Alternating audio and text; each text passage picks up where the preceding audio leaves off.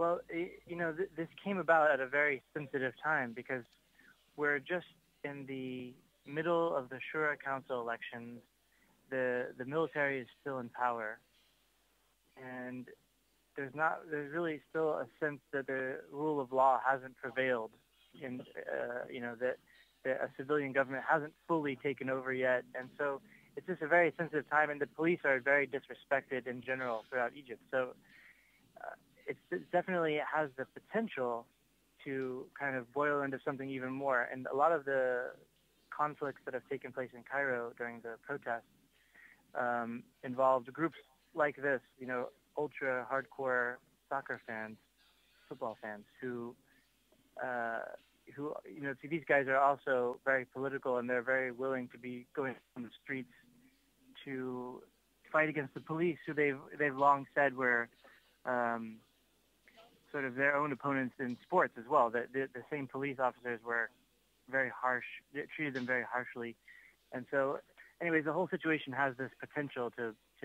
boil into something even more. But today, the way you can really feel this is that instead of becoming a big deliberation over, or kind of a big everyone sort of mourning the loss of these 70 people, it's already become extremely political. The Freedom and Justice Party, which is controlled by the Muslim Brotherhood, has issued a statement that blames outside powers trying to meddle with Egypt's democracy and stability. You've got even the Grand Mufti of Egypt demanding a thorough investigation, and you have a presidential candidate, Amr Musa, saying that he also suspects foul play. So across Egypt, this isn't just a kind of a tragedy that occurred yesterday, but it's immediately become a story of, I guess the average view is that the old regime from Mubarak,